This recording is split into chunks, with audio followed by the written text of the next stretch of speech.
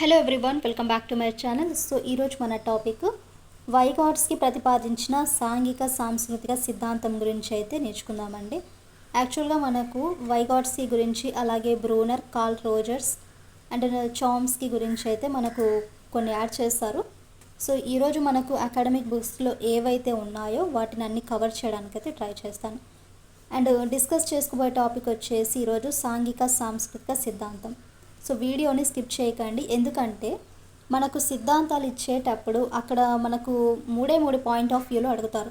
ఒకటి, ప్రతిపాదించింది ఎవరు, వాళ్ళు రాసిన పుస్తకాలు ఏంటి, వాళ్ళు చేసిన సిద్ధాంతాలు ఏంటి, వాళ్ళు చేసిన ప్రయోగాలు ఏంటి. సో ఇలాంటివన్నీ అడగడానికి అయితే ఛాన్సెస్ ఎక్కువ ఉన్నాయి.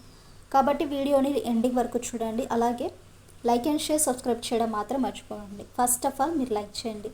లైక్ చేస్తే మన క్లాస్ అనేది మరికొంతమందికి రీచ్ అవుతుంది, అలాగే వాళ్ళకు కూడా యూజ్ అవుతుంది.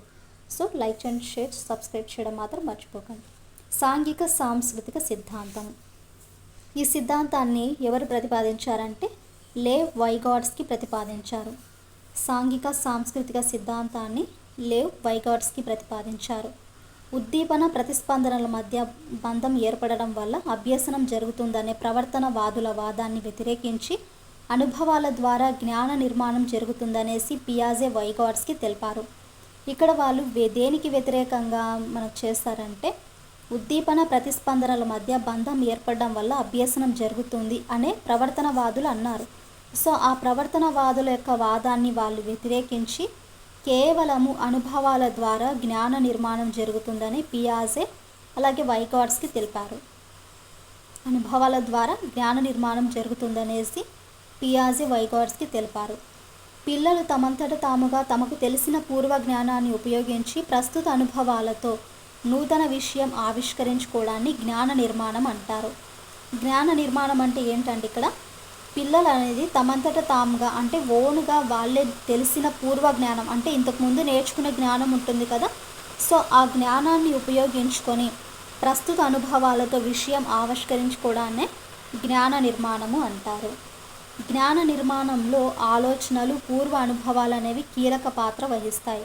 ఈ జ్ఞాన నిర్మాణంలో ఆలోచనలు కానీ పూర్వ అనుభవాలు కానీ కీలక పాత్ర వహిస్తాయి. వ్యక్తి జ్ఞాన వికాసానికి సాంఘిక ప్రతిచర్యలు అని తేల్చారు. వ్యక్తి జ్ఞాన వికాసానికి సాంఘిక ప్రతిచర్యలు అవసరమని తేల్చారు. వికాస సామీప్య మండలం మోస్ట్ ఇంపార్టెంట్, జెడ్పీడి గురించి ఇస్తారు. వికాస సామీప్య మండలం అంటే నేర్చుకున్న దానిని పూర్తిగా నేర్చుకోవడానికి మధ్య గల అంతరాన్ని వికాస సామీప్య మండలం. Zone of proximal development, zone of proximal development ZPD అంటే ఏంది? నేర్చుకున్న దానికి పూర్తిగా నేర్చుకోవడానికి మధ్య గల అంతరాన్ని వికాస సామీప్య మండలం అంటారు. ఉదాహరణ చూడండి. సంఖ్యాభావనలు పూర్తిగా నేర్చుకోగలిగే సామర్థ్యం కలిగిన విద్యార్థి సహజ సంఖ్యలను మాత్రమే నేర్చుకున్న ప్రస్తుత స్థితిని తెలియజేయు వైగాట్స్కి భావన, దాన్నే మనము వికాస సామీప్య మండలము అంటారు. వికాస సామీప్య మండలం అంటే ఏంటి? ఇక్కడ నేర్చుకున్న దానికి పూర్తిగా నేర్చుకోవడానికి మధ్య గల అంతరాన్ని వికాస సామీప్య మండలం అంటారు. సంఖ్యాభావనలను పూర్తిగా నేర్చుకోగలిగే సామర్థ్యం కలిగిన విద్యార్థి సహజ సంఖ్యలను మాత్రమే నేర్చుకున్న ప్రస్తుత స్థితిని తెలియజేయు వైగాట్స్కి భావన, మనకు వికాస సామీప్య మండలము. Next one, scaffolding. దీన్ని కూడా మనకు ఇంపార్టెంట్ అండి.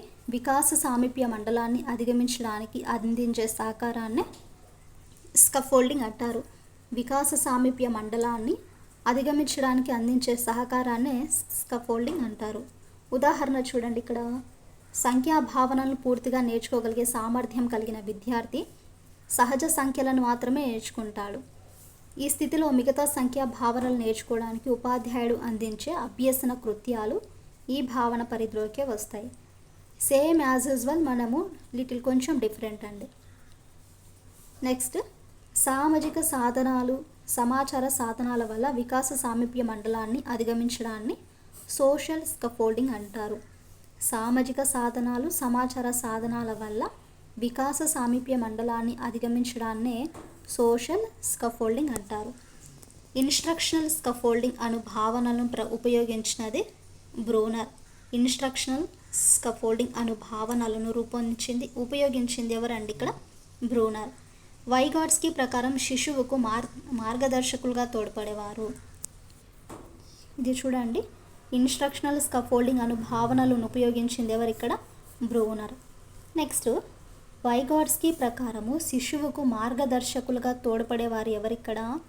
వైగాట్స్కి ప్రకారము శిశువుకు మార్గదర్శకులుగా తోడ్పడేవారు ఎవరంటే ఇక్కడ శిక్షణ పొందిన సమవయస్కులు, శిక్షణ పొందిన వయోజనులు, ట్యూటర్స్ పాత్ర వహించే వయోజనులు, శిక్షణ పొందిన ఉపాధ్యాయుడు, అధిక జ్ఞానం కలిగిన ఇతరులు, సామాజిక మాధ్యమాలు, కంప్యూటర్, ఇంటర్నెట్ మొదలైనవి.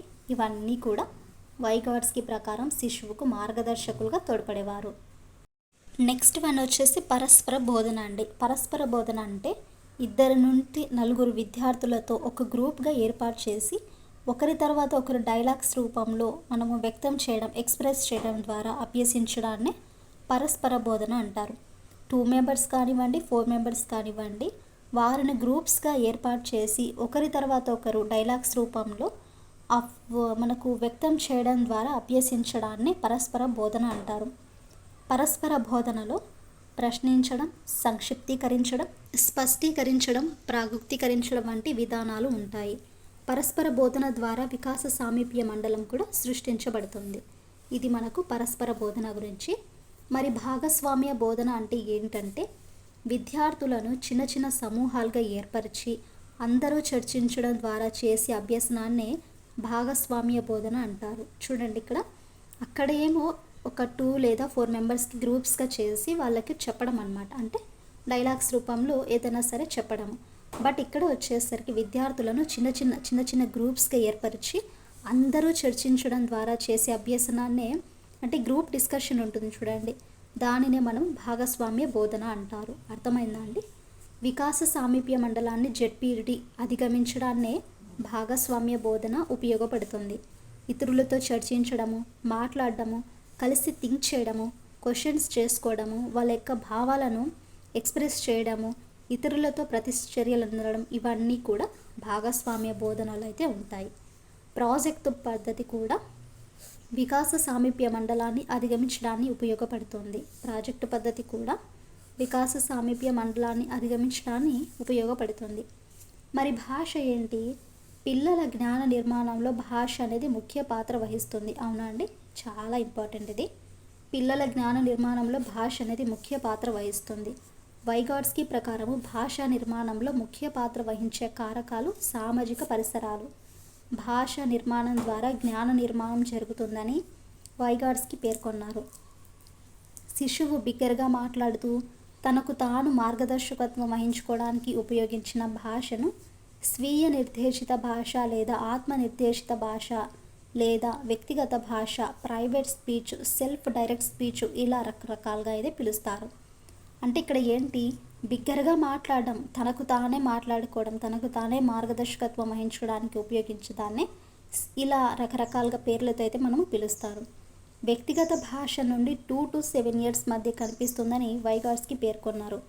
వ్యక్తిగత భాష ఏ ఏజెస్ మధ్య ఉంటుందండి? ఇక్కడ 2 to 7 years మధ్య కనిపిస్తుందని వైగాట్స్కి పేర్కొన్నారు.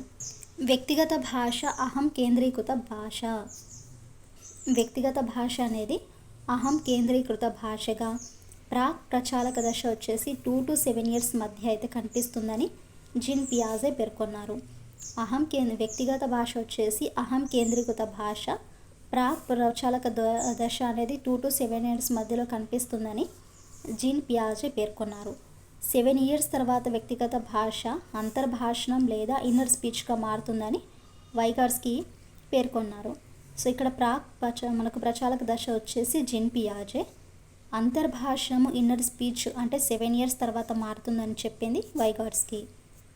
నెక్స్ట్ వన్ మానసిక ప్రక్రియలు చూద్దామండి. వైగాట్స్కి మానసిక ప్రక్రియలను 2 typesగా అయితే డివైడ్ చేస్తారు. అందులో దిగువ స్థాయి మానసిక ప్రక్రియలు అనేది ఒకటి, ఉన్నత స్థాయి మానసిక ప్రక్రియలు. జీవి పుట్టుకతో స్వతఃసిద్ధంగా వచ్చే మానసిక ప్రక్రియలను దిగువ స్థాయి మానసిక ప్రక్రియలు అంటారు. అంటే మనం పుట్టినప్పుడు స్వతఃసిద్ధంగా వచ్చే మానసిక ప్రక్రియలు ఉంటాయి కదా, సో వాటిని మనము దిగువ స్థాయి మానసిక ప్రక్రియలు అంటారు. అంటే ఏంటి? ఇక్కడ పరిశీలించడం కానీ, ఐడెంటిఫై చేయడం కానీ, గుర్తు తెచ్చుకోవడం కానీ, క్వశ్చన్ చేయడము, తేడాలు చెప్పడం, తెలుసుకోవడం, ఇవన్నీ కూడా దిగువ స్థాయి మానసిక ప్రక్రియలో కనిపిస్తాయి. మరి దిగువ స్థాయి మానసిక ప్రక్రియల ఆధారంగా సామాజిక పరిసరాలతో పరస్పర చర్యను అందడం వల్ల ఏర్పడే మానసిక ప్రక్రియలను ఉన్నత స్థాయి మానసిక ప్రక్రియలు అంటారు. దిగువ స్థాయి మానసిక ప్రక్రియలను బేస్ చేసుకొని సామాజిక పరిసరాలతో పరస్పర చర్యను అందడం వల్ల ఏర్పడే మానసిక ప్రక్రియలని ఉన్నత స్థాయి మానసిక ప్రక్రియలు అంటారు. అందులో ఏమేమి వస్తాయంటే సంశ్లేషణం కానీ, విశ్లేషణం కానీ, వివేచనం, సృజనాత్మక ఆలోచన వంటివి వీటిలో భాగము. సామాజిక పరిసరాలతో పరస్పర చర్యను అందడం వల్ల జ్ఞాన నిర్మాణం జరిగి ఉన్నత స్థాయి మానసిక ప్రక్రియలు ఏర్పడతాయి. అంటే సామాజిక పరిసరాలు ఉంటాయి కదా అండి, సో వాటి వల్ల ఈ పరస్పర చర్యలు పొందడం వల్ల జ్ఞాన నిర్మాణం అనేది జరిగి ఉన్నత స్థాయి మానసిక ప్రక్రియలు ఏర్పడతాయి. ఉన్నత మానసిక ప్రక్రియలు వ్యక్తులు దూకుడుగా ప్రవర్తించడాన్ని నియంత్రిస్తాయని, స్వయం క్రమీకరణకు తోడ్పడతాయనేసి తెలిపారు. ఇది మనకు వైగాట్స్కి ప్రతిపాదించిన సాంఘిక సాంస్కృతిక సిద్ధాంతంలోని అన్ని 1 by 1 అయితే మనం చూస్తామండి. జెడ్పీడి అంటే ఏంటి, స్కఫోల్డింగ్ అంటే ఏంటి, పరస్పర బోధన, భాగస్వామ్య బోధన, భాష, మానసిక ప్రక్రియలు, ఇవన్నీ కూడా మీతో అయితే ఈరోజు డిస్కస్ చేస్తాం.